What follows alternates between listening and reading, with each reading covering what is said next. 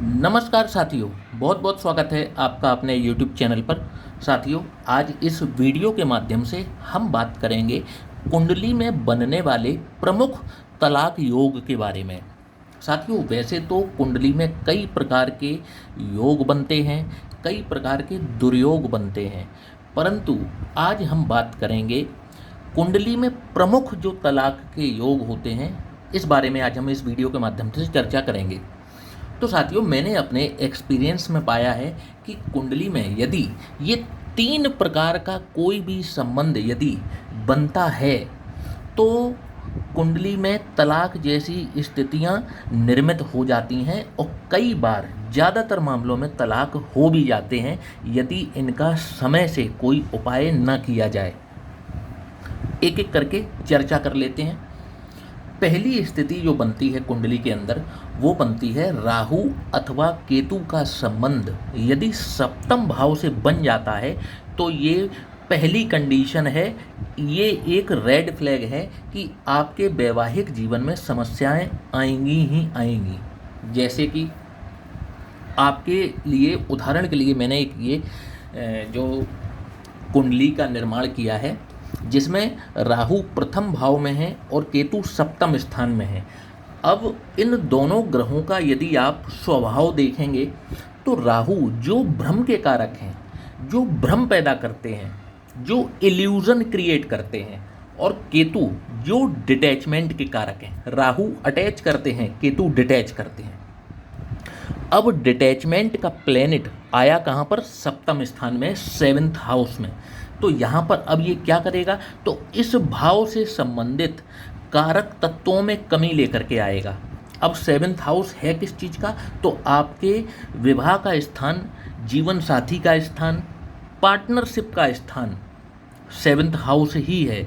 आप देखेंगे कि इन सभी चीज़ों में, चाहे आप बिजनेस की ही बात क्यों ना कर रहे हो, आपको बिजनेस में भी समस्याएं आएंगी ही आएंगी।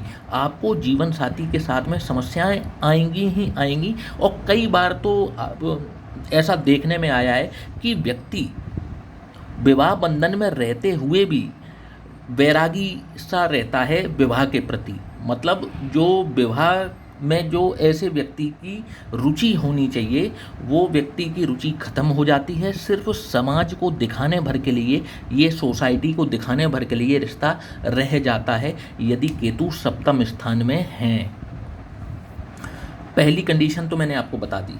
अब दूसरी कंडीशन सुन लीजिए साथियों। दूसरी कंडीशन है यदि सप्तम स्थान में क्रूर अथवा पापी ग्रहों का बैठना। जैसे क्रूर ग्रहों की श्रेणी में कौन आता है? क्रूर ग्रहों की श्रेणी में आते हैं सूर्य और मंगल, और पाप ग्रहों की श्रेणी में आते हैं शनि।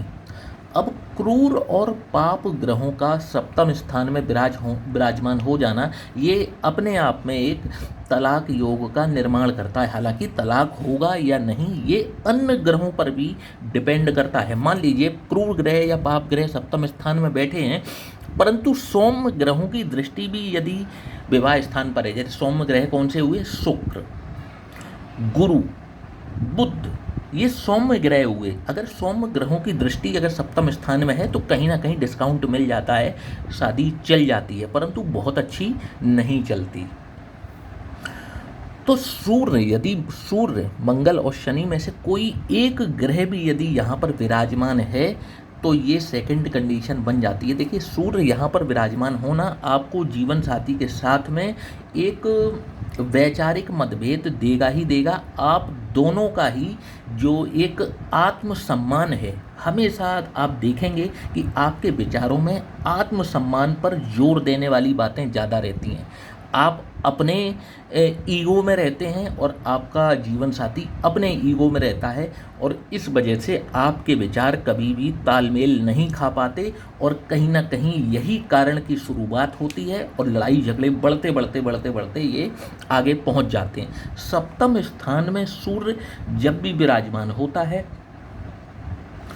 व्यक्ति का जीवन साथी चाहे संसार में किसी की भी इज्जत कर ले, किसी का भी सम्मान कर ले, परंतु ये अपने जीवन साथी का ही सम्मान नहीं करता। जैसे कि यदि आप एक पुरुष हैं और आपकी कुंडली में सप्तम स्थान में सूर्य विराजमान है, फिर से सुनिएगा, आप यदि पुरुष हैं और आपके सप्तम स्थान में सूर्य विराजमान है तो जो आपकी स्त्री होगी वो आपका सम्मान नहीं करेगी। और यदि आप एक स्त्री हैं और आपके सप्तम स्थान में सूर्य विराजमान है तो आपका जो पति होगा, आपका जो पुरुष होगा, वो चाहे किसी का भी सम्मान कर ले परंतु वो आपका सम्मान नहीं करता होगा। और इस बात की टीस कहीं ना कहीं आपके हृदय में, आपके दिमाग में हमेशा रहती है और लड़ाई झगड़े का कारण बनती है। अब दूसरा सुन लीजिए, मंगल यदि सप्तम स्थान में विराजमान है तो एक तो ऐसा व्यक्ति हो गया मांगलिक, और ऐसे व्यक्ति को एक मांगलिक व्यक्ति से ही विवाह करना चाहिए।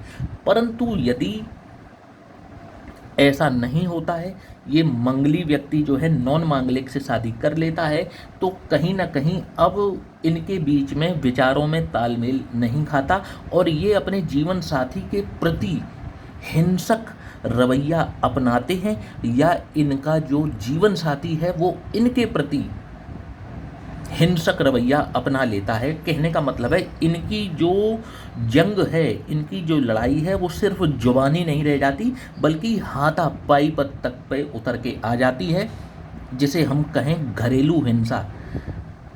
तो कुछ भी गलत नहीं होगा इसमें। तो यहाँ पर भी ये दिक्कत वाली स्थिति है यदि ये मांगलिक हो करके नॉन मांगलिक से विवाह करते हैं। और यदि इसी समय जब मंगल सप्तम स्थान में विराजमान हैं और सूर्य और शनि, इनमें से कोई एक ग्रह भी साथ में विराजमान हो जाए तो ये योग प्रबल योग बन जाएगा। फिर यहाँ पर वो चीज़ ना डेफिनेटली होगी ही होगी। यदि अकेले मंगल भी हैं, मंगल के साथ में केतु विराजमान हो जाए, राहु विराजमान हो जाए, तब भी बहुत खराब स्थितियाँ पैदा होती हैं। वो विवाह टिक नहीं पाता, और टिक भी गया तो उसमें इतनी हिंसा होती है, इतनी परेशानियां आती हैं कि व्यक्ति जो है ना वो फिर ये कहने पर मजबूर हो जाता कि इससे अच्छा तो मैं विवाह करता ही नहीं। तीसरी स्थिति सुन लीजिए, यदि शनि यहाँ पर विराजमान है तो शनि एक तो जल्दी शादी होने नहीं देते। ऐसे व्यक्तियों की जब भी सप्तम स्थान में शनि विराजमान हो, ऐसे व्यक्ति की विवाह जल्दी नहीं होता।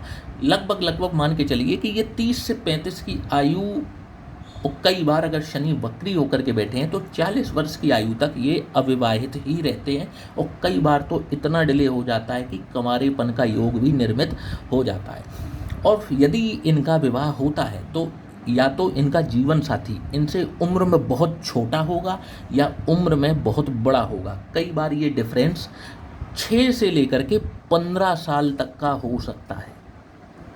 मतलब इनका जीवन साथी या तो इनसे 6 वर्ष से लेकर के 15 वर्ष तक की आयु का बड़ा हो सकता है या छोटा हो सकता है, पहली चीज़। दूसरी चीज़, जब भी शनि यहाँ पर विराजमान होते हैं, ऐसा व्यक्ति शारीरिक बीमारियों व्याधियों से बहुत परेशान रहता है और किसी इस प्रकार का एक चिड़चिड़ापन का स्वभाव ऐसे व्यक्ति की रोज़मर्रा की ज़िंदगी में शामिल हो जाता है, जिसकी वजह से कहीं ना कहीं इनके विवाह में दिक्कतें आती हैं। शनि डिले के कारक हैं।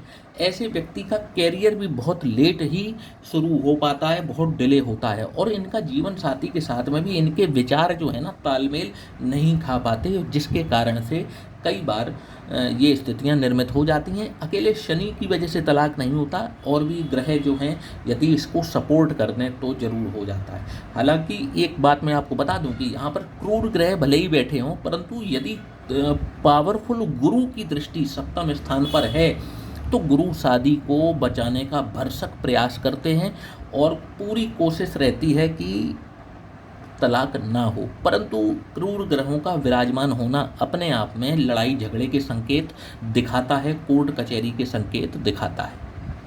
आशा करता हूं कि आज का वीडियो आपको समझ में आया होगा। वीडियो को लाइक और चैनल को सब्सक्राइब करना बिल्कुल भी ना भूलिएगा। और एक चीज़ और देखिए, एक मैं आपको और बात बताना चाहता हूं कि यहाँ पर जो मैं वीडियो बनाता हूं ये एक जनरल प्रेडिक्शन है। हर व्यक्ति की कुंडली अलग है, हर व्यक्ति की कुंडली में बनने वाले योग अलग है। तो ये प्रेडिक्शन 100% अप्लाई नहीं करती है। यदि आपके जीवन में इस प्रकार की समस्या आ रही है तो आप ज़रूर अपनी एक बार कुंडली का विश्लेषण करवा लीजिए, समय रहते करा लीजिए। समय रहते तो उपाय हो सकते हैं, परंतु एक बार समय निकल जाता है तो फिर उपाय भी संभव नहीं हो पाते। यदि आप भी अपनी कुंडली का विश्लेषण करवाना चाहते हैं तो नीचे दिए हुए इस व्हाट्सएप नंबर पर आप हमसे संपर्क कर सकते हैं। जय श्री राम।